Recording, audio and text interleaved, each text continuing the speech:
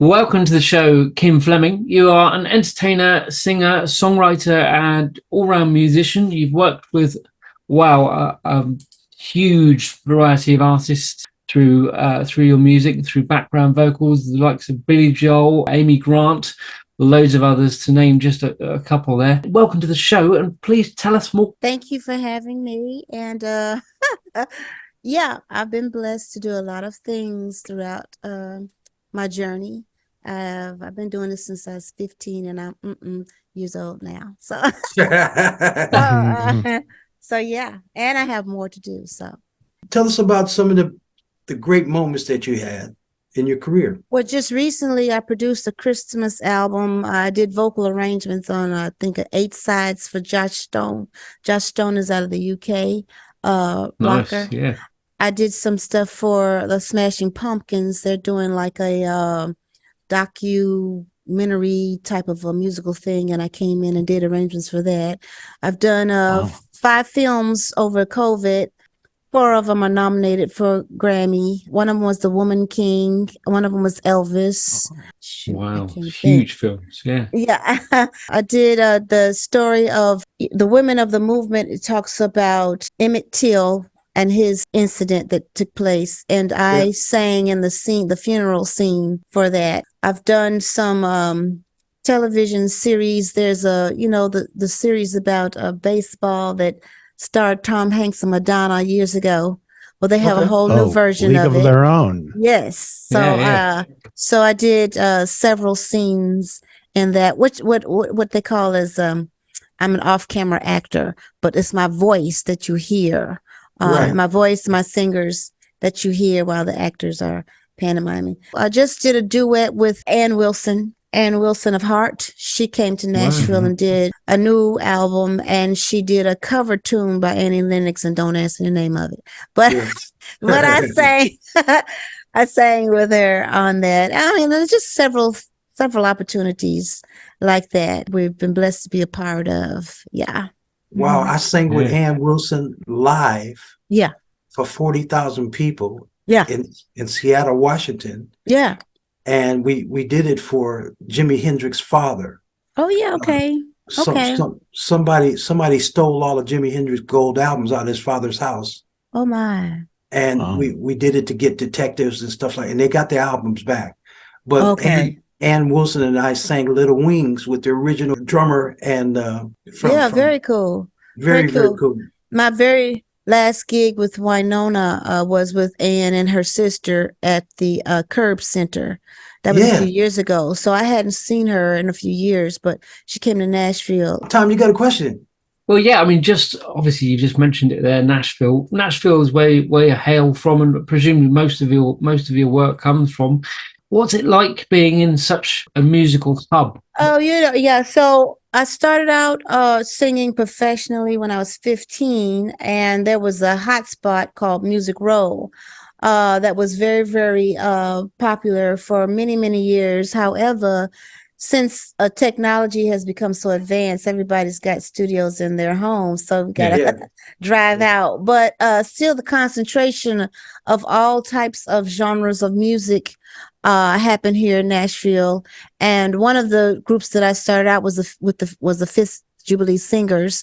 They traveled to Europe, and that's where Queen Victoria said, "You must come from a city of music because you sound so beautiful." And so then Nashville took on that tag, but it comes from the Fifth Jubilee Singers, and a lot of music is concentrated here. So R&B, jazz, country, pop, rock, metal, all of it happens here, and I just happen to be able to be blessed to get the calls when available to do.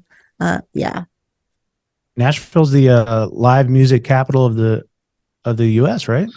Definitely sounds like it. It is one of the hot spots. Yes, it is. And right now, most of the recording is happening in Nashville. As I'm told, I have a friend who sings with Shewchuk, and she says that she's not doing as much studio work, but a lot of records over COVID have been made here, I'm told. I don't know. So we're busy. Yeah. Very cool. You're in like the hotbed of country music right here. I mean, you're talking Garth Brooks, Reba. Yeah. Brooks and pretty much everybody. Dolly Parton is on the list here. Yeah. Yeah. Obviously, you do studio work. Do you do a lot of touring as well? So I toured with Winona for almost 20 years, I think. Oh, wow. Then I went out with Randy Owens for about 6 or 7 years. Garth, I've done a few live things. You know, remember the Billboard Awards when he flew over the audience? Oh, yeah. So I sang on that show. Then he and Trisha went out with them together for a little bit. But most recently, I don't go out as much because I take care of my mom. So I do weekend things, you know. And half passport will travel as long as it's not for weeks on end or a month at a time, you know. Yeah. Mm-hmm. Yeah, but you do a lot of gospel artists too. I do a lot. I used to be the vocal director for the Stella Awards, which is, you know, the Dove Awards deals with CCM, and then the Stellas deal with traditional Black gospel and urban gospel and the like. And so I've sang with everybody that is anybody in gospel music. And then I also do a show called Bobby Jones Gospel. Yesterday or Sunday, the National Museum of African American Music did a whole tribute to Dr. Jones, and I was featured on that program. And they're preparing to do a movie about his life. Okay. Yeah. Wow. Mm-hmm. Wow. Tom, you got another question? Yeah, I mean, you've touched on it already. You've done several pieces for movies, movie work. What's that like? I mean, obviously some pretty big movies you mentioned there. The Elvis movie. What was that like to do? So let's talk specifically about the Elvis movie. So the orchestra was I think out of Australia. And they already had the I want to say the London Symphony Chorale already on it. And so there's a man named Shannon Sanders who connected me to this movie, and we all, about 30 or 40 of us, sat down and did a series of sessions, just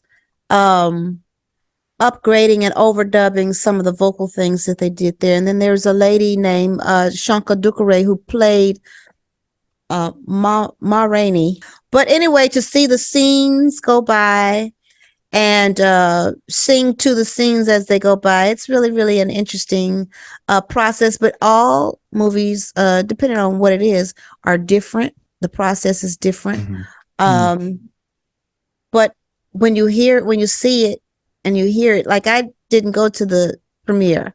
I didn't see the movie until one time I was visiting out of town, and it came on late at night, and I saw the movie, and I was like, wow. Because they really got inside of, I was thinking one thing about Elvis because he died when I was in high school. And that was towards the end where he was having issues with alcohol and this time.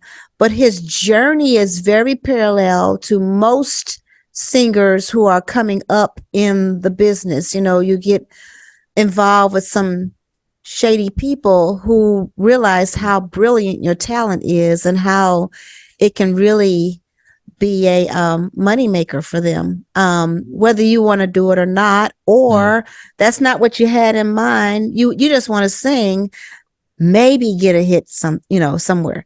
But his journey and his attachment to gospel music, rhythm and blues, I was not aware, and it was a very educational process.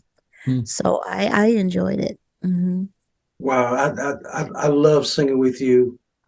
Oh yeah, we did something with Sandy Patty and Peebo Bryson. Yeah, at Benson. That was really, really, really cool. You know. Yeah, thank Ryan, you. You got another question? Yeah, speaking of education, I read that you have a degree in vocal pedagogy. Pedagogy? What? Yeah. What does that mean? That sounds fascinating. Pedagogy, it is just the enunciation and the specifics of the workings of the voice. You know, because you can have a music degree in writing, composition, theory, instrumentation, but this is specifically for the voice. So my concentration was in voice, and then vocal pedagogy. I was trained to be an opera singer, but I was too chicken to go out on the road away from my parents. And turns out, ironically, I went away anyway, but not to do a residency studying opera in Europe. But pedagogy is the vocal enunciation, the vocal workings of, because the vocal cords are separate. They have a separate area from the rest of our body. So we handle it differently. The nasal passage, the bronchial tube, all of that is a whole different system from the rest of how our body works. So that's my specialty. Yeah. Now, Kim, this is music for global change. So, I'd like to get your views on who's some of your favorite social conscious music artists. Well, last night I just saw a documentary that talked about Gil Scott-Heron, which when I was a kid, I'm not gonna lie, he was one of my favorites. And then I've been working in what they call, it's not really folk, it is Americana music. And there's a gentleman named Reverend Seiko, who is an incredible singer. And when Michael Brown was killed in the riots, he went out and he was very, very proactive in the marches and singing about that situation. He's one of the people that look. And then there's a guy named Skyler Jett who works over in Europe. Who? I haven't heard of him. All right. And he's been really busy, bridging gaps for the cause of consciousness and unity and peace and goodwill. And I'm very excited and proud of his work. Yes. Oh, I love you. I've been knowing Kim 30 years, man. And she helped me get my publishing deal at Bug Music. And she introduced me to Dolly Parton and Wynonna Judd and Trisha Yearwood. I love going down to see her. And we're going to have to do, I want to write a social conscious song with you. So when I come down there, let's do that. And Kim, wonderful. Are you writing any music? I wrote a song called I Like Me. Okay. And it talks about just embracing who we are, just the way we are. And I talk about the origin of my birth and my roots. And the chorus is, your words are meant to hurt me, but in spite of what you say, I like me. And it goes on and on. But it's kind of a jazz influenced tune. And in answer to your question, I have about 30 songs in the catalog, something like that. And I've got a tune that I'm trying to write about my dad, because that's my first love. And he was an example of what it is for a man to love a woman, because my father died in 92, but he had Lewy body dementia. And one of the things that he would remember profoundly is my mother's essence. If my mother stepped into the room, he'd light up no matter what was going on. Okay. And I think he lingered to stay close to my mom, but he just was an example of what a real man does for the home, the house, biblically speaking, and, character and all of this type of things. So I wanted to write a song about him. And I wish I was near you, Skyler, because remember back in the day, you used to say, go ahead and write it. Just write it. Just write it. That's right. So I've never forgotten that, and I've always kind of just tried to put my best foot forward in writing some things. Yeah, so I've got some good tunes. You sing with everybody else. We want to hear you. We want to hear what's in your heart, what's in your feelings, right? I've got some pretty good tunes, I think. Yeah, I know you do. But we gonna work on some social conscious stuff together. Ryan, you got another question? Yeah, Kim, I haven't been in Texas. I've only been here about 2 years. I'm from the West Coast, but I've been dying to visit Nashville. As somebody who's never been there, can you give me a couple places that I can go to hear some amazing music? Well, it depends on what kind of music you want to hear. I'm up for anything. Because I'm a part of a band called the Smoking Section Band. We just played the other night, and we played what they call funk, but it's diverse. It's a very diverse. You can see us on YouTube. It'll be under Tim Akers in the Smoking Section, but Tim Akers is deceased. So, but just look at Smoking Section Band, and you'll see us on YouTube. I do a show called Soul Vibes where we do tributes to different artists. So say like if Skyler had an album out, then we go and revisit his music and different artists in the city. And the cool thing about Soul Vibes is it's open. You don't have to be a pro. You can be just someone who likes to sing, and it's kind of a mixer. And we do tributes. Now, if you want country music, you could always go to the Ryman. I have a friend, Wendy Moulton, who performed Saturday night at the Opry. But all kinds of artists are at the Opry and at the Ryman, which is the mother church, they say. And then you can visit Fisk and listen to the Fisk Jubilee Singers, see what's going on with them. And then there's music. There's a music magazine that tells you what's going on in the city if you're looking for concerts, because we have the Ascend Theater, we've got Bridgestone Arena, we've got, I just did a thing at Bridgestone Arena with Jelly Roll, who was a rapper, a white guy, grew up in Nashville, and now he's like a chart topper. He's really hot. Yeah. So I just did a piece on his album, and we performed live at Bridgestone not too long ago, right before Christmas. Is there? Do you have a calendar of your performances? Or is there something? I'm performing February 24th. Okay.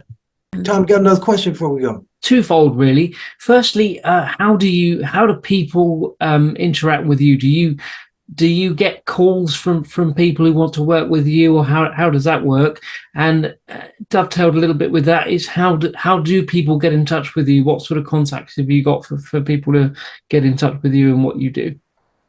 Well, yeah. So my phone. Well, you could go through After SAG and get my phone number, but also I'm on social media through Facebook, and Instagram. And then they can DM me, or they can email me at puddingcookies at yahoo.com, PUDDINCOOKIES at yahoo.com. Brilliant. And then, you can WhatsApp me, or you can text me, or send me something in a DM. Got it all. Cool. Yeah. But I don't have a website. I need to put a website up. Yeah, because I just did Whitney Phipps' album, and I was thinking, where'd you find me? I worked with him years ago. Oh, well, through a producer, and then through the DM. Yeah. So, yeah. Well, Kim, thank you for your time and the privilege of your time and to come on our show. Yeah. And thank you for joining us. Thank you for having me. Thank you. Cool. Thank you so much. Music can save the world. Music can save the world. If we all get together, music can save the world. Yeah. Music can save the world. Music can save the world. If we all come together, music can save the world. There's an urgency facing our humanity. Thank you so much for watching. To stay up to date, please click subscribe and hit the bell. You can also join our group on Facebook and find us on LinkedIn and Instagram.